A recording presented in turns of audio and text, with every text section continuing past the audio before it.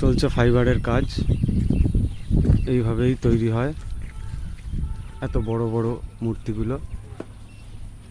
এটাই বিশ্বের সবথেকে বড় দুর্গার অসুর মূর্তি।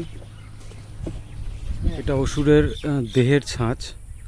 দেখতে পাচ্ছেন হাতগুলো কত বড় এবং বুকটাও প্রচণ্ড বড়।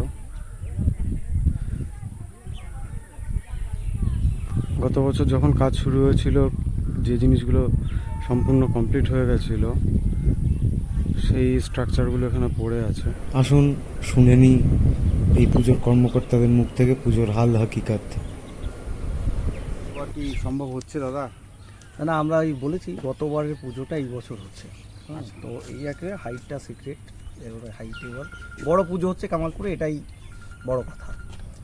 মানে কিছু একটা চমক থাকছে, কত হাইট হবে কি হবে না হবে সেটা বলা যাচ্ছে পুজো না হয় যে চমকটা হয়েছে গত বছর, তো এবছর পুজো হচ্ছে সেই চমকটা থাকছে। আচ্ছা আচ্ছা আচ্ছা।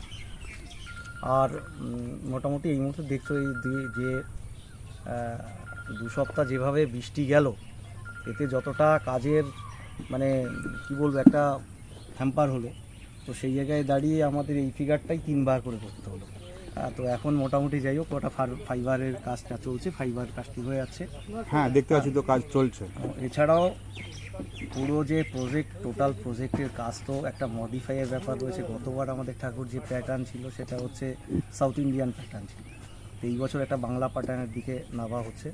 তো সেইভাবে খুব খুব মানে কি বলবো, মানে বৃষ্টির মধ্যেও কাজ চলেছে এখনও, শুধু এখানে নয় ঘরের মধ্যেও কাজটা চলছে। তো যেভাবেই হোক একটা আবার এই স্ট্রাকচারটা রেডি হচ্ছে। স্ট্রাকচারটা এদিন তো ঝড় বৃষ্টি সবই ছিল, দুর্বল হয়ে পড়েছিল, আবার রেডি হচ্ছে।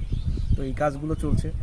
আরও এই বাপুজি স্কুলে যে শিবের কাজটা আছে, মহাদেবের কাজটা আছে, সেটাও পাশেই শুরু হচ্ছে। আবার ওই উল্টির মা কালী, সেটারও কাজ শুরু হচ্ছে। আবার জগদ্ধাত্রীর কাজটাও শুরু হচ্ছে।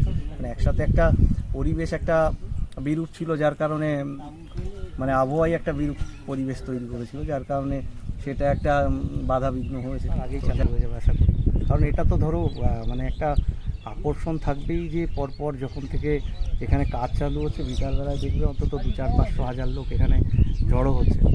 এভাবে র্যান্ডামই